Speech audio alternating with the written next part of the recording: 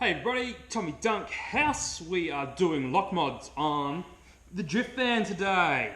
So, done a heap of shopping, got some nice new shiny parts, and we're going to try and get a nice amount of lock out the front of the car.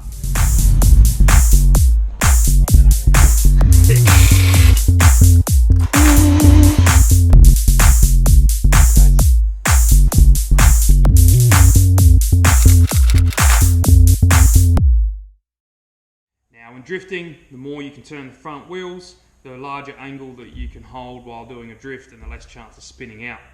So we're going to do a few little tricks today. I'll show you a few little parts that we're doing. Now this is all fairly tried and tested with Corollas throughout the years.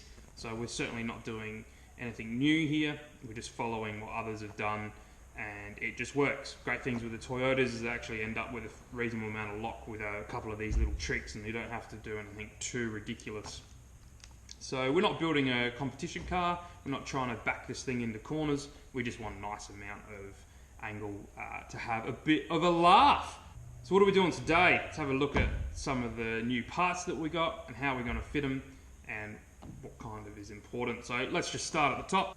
Got some camber plates, so it's nice to be able to adjust the top of the suspension. We're probably going to bring the track out a bit and then it's nice to be able to have that adjustability of the camber. So we've got ourselves a camber top. We've got some 8/6 struts. These are dead stock. They're far too long here for how low that I'm running this car. So we're going to chuck a new insert or shock absorber into the struts.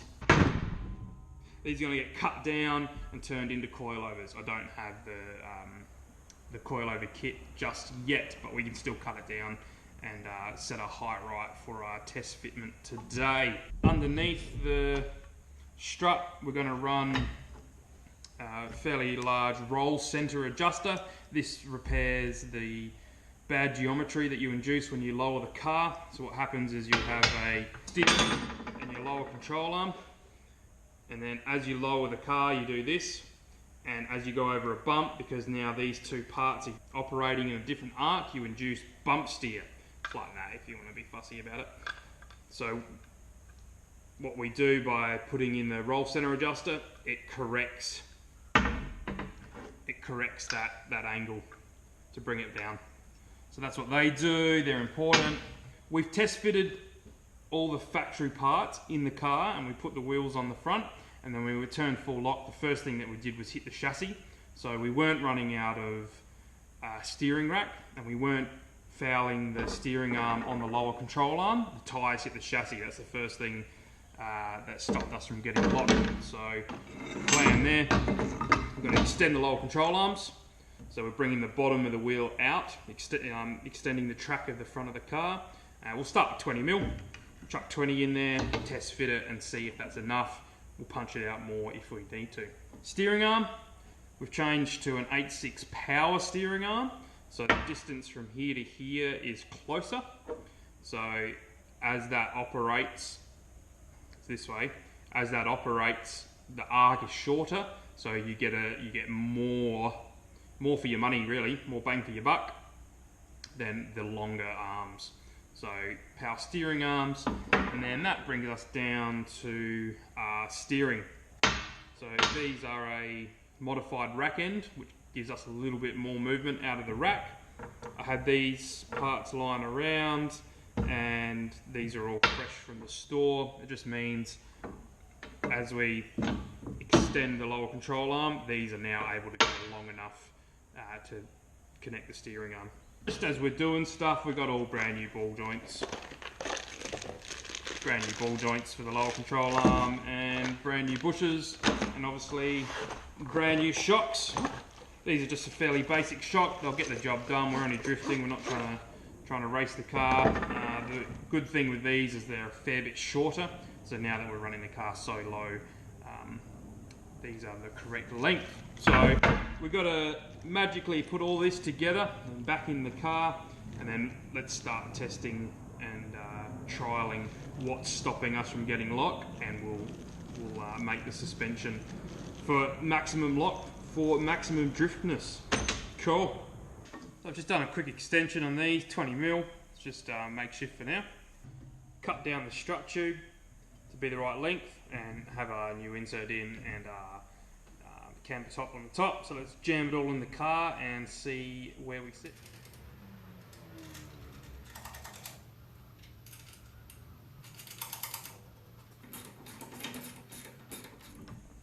I'll show you these modified rack ends real quick. This is a standard rack end, so this goes on your steering rack on the end of it. It's all in the name really. And what happens is, as your steering wheel turns, this stops here, dunk, and that's the end of your steering rack. Inside the steering rack, there's actually a few extra teeth that you can utilize if you run a modified rack end like this. So where this one stops on the rack, this one's able to actually travel inside that extra 16 or so millimeters. It's moved along, it's able to go that little bit further. And because we go a little bit further, this goes a little bit further, which means more lock. Standard rack end, modified. You can also get a rack spacer where you use standard rack ends, and then you also have a spacer that goes inside. Similar idea, using the extra teeth in the rack. Let's get them in the car. Let's chuck the wheel on and see how much lock we got. There's no point ever checking your lock at full droop when you've got a car jacked up like this. That's not normally where you're going to be operating in the suspension. The jack under here, this is going to be the right height of the car. So we've got a bit of camber in the top, extra 20mm in the lower control arm, and all the other mods. And already you can see with these basic things up here, I'll give you a close look. We're hitting here where your brake line's going to be running through. And we max out, and we also hit this lower control arm here.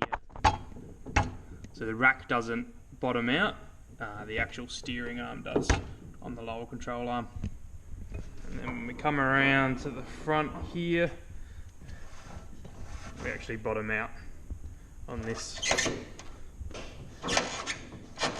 We're fouling there. So I'll show you the steering rack.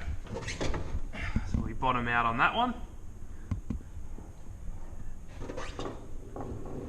And this one here doesn't quite bottom out. Really, it's fairly basic stuff. A spacer in the rack and some power steering arms, and all of a sudden we're already hitting all sorts of stuff around the car. So might make a few choppies, get a few things out of the way, and go from there. I don't know if I need to go a bit longer on the lower control arm maybe. I'll have a think and get back to you. So I looked and I pondered and I checked, and I'm going to go another 10mm on the lower control arm. So we'll punch them out to 30mm, getting really close to the chassis rails, and just a little bit of extra there at full lock's going to be handy.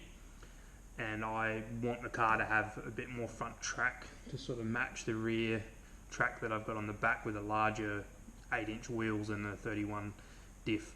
So we're going to go another 10mm on the lower control arms because it wasn't quite enough.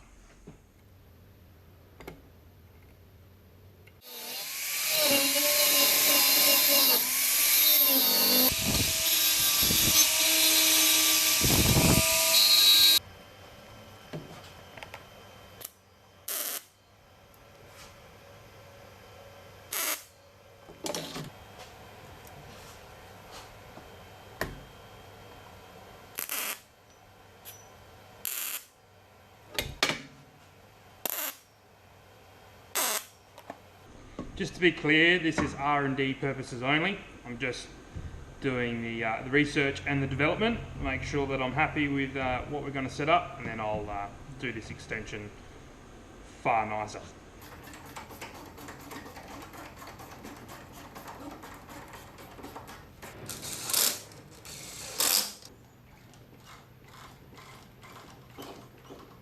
That extra 10mm seemed to do the trick. So punch the bottom out 10mm. I've also adjusted the camber top out a bit, and we're looking pretty good. So full lock this way. We're just skimming that brake bracket now, and full lock this way. we actually clear now. So that's looking pretty good. Pretty happy.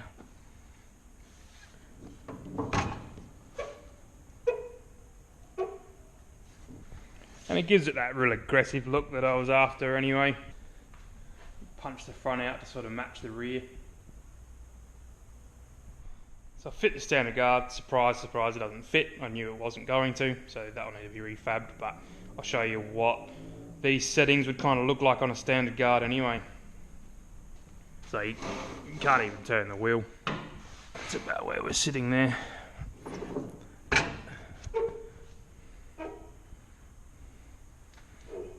Then obviously lots of caster always grabs the front. So yeah, that will be getting modified. So we're slowly getting there.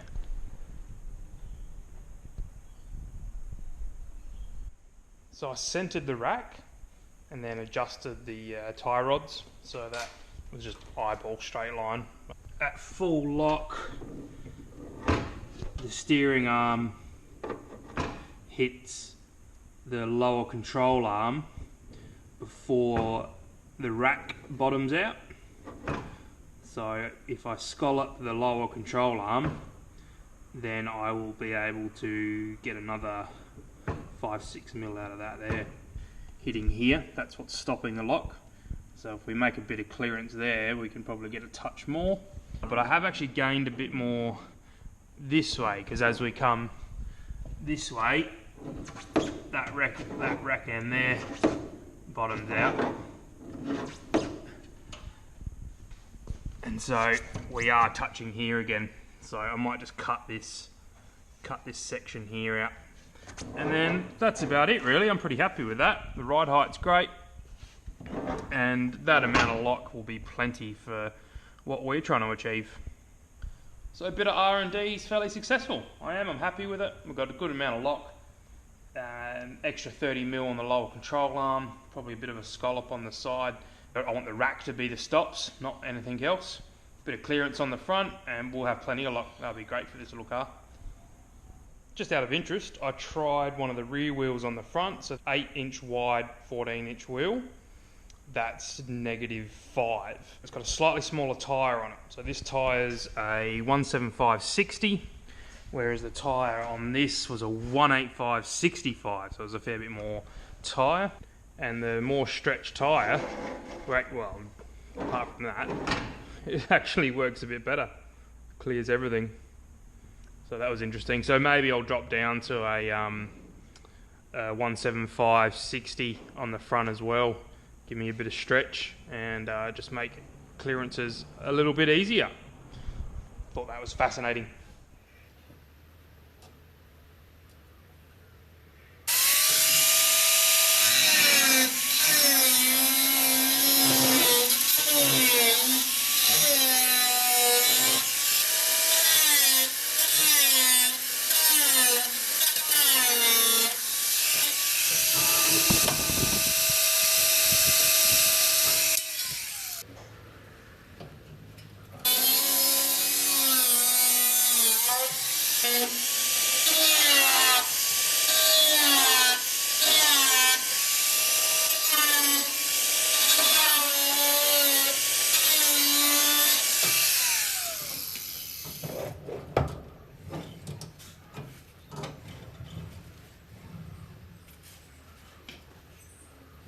About the end of the R&D really. So we've got full lock this way and full lock that way. So what I actually end up doing was in here I've had to notch out the lower control arm, because as this comes along here,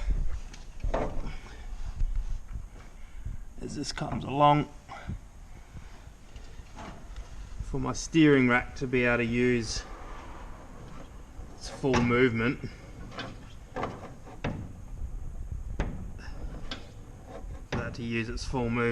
it was hitting here, so we've notched that out. And we just missed the chassis rail. So that will get all boxed in now and driving with it looking like that. So we've added the extra 30mm and we've notched it as well to make clearance for the steering arm. I'm pretty happy with that. Had to clearance out this section here because it was actually hitting as this dips down there. I dare say this whole front section will be getting like a tub. Make a bit of steel that goes here or something. Get over there and we clear the chassis rail. That all clears. And hold the car at an angle like that, I'd be pretty happy.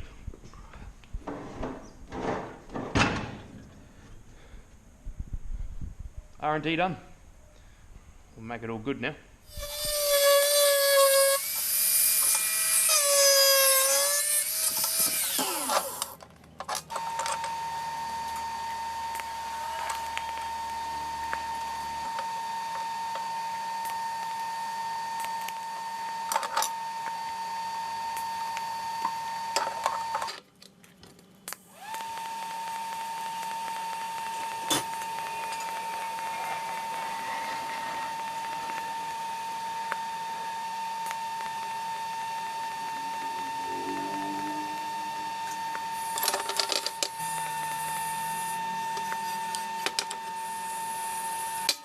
And one thing I like to take into consideration, notching the lower control arm, is you need to be able to do this nut up properly still. And that's right where the steering arm wants to be notched. I have seen some pretty fancy and creative ways of, so this is our caster arm, actually drilling another hole here and running another bolt. I don't want to get too far away from the OEM mounting, so as you can see on this one, I've left just enough room to get a socket on, and it's literally touching there, so we'll do the same on the other side. So those are things to take into consideration when you're modifying your lower control arm. And then I've also ground a lot of clearance off here, as much as I felt was safe to still keep the integrity of that stud, just as that's where the steering arm's going to be sitting. So that one's all done. Let's get this other side completed.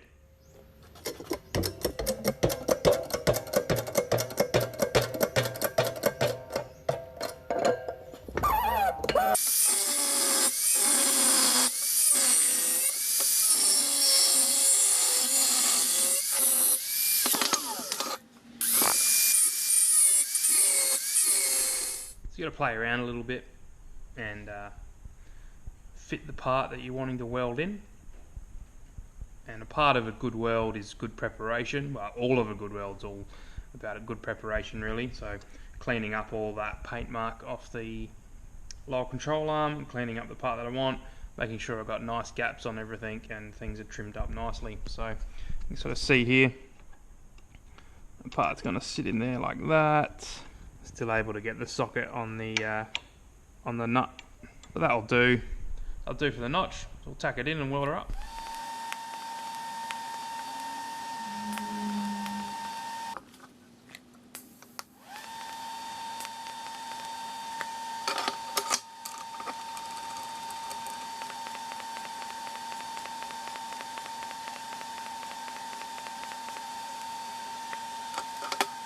There we go. All welded up. That's basically the lock mods sorted now. So longer lower control arm, notched lower control arm, standard power steering A86 steering arms, and the extra lock rack ends in the steering rack. So it's not over the top. Sort of tried and tested over the years by lots of people in lots of different countries, and that should be plenty to have a bit of fun with. So we'll get these cleaned up, painted, and back in the car.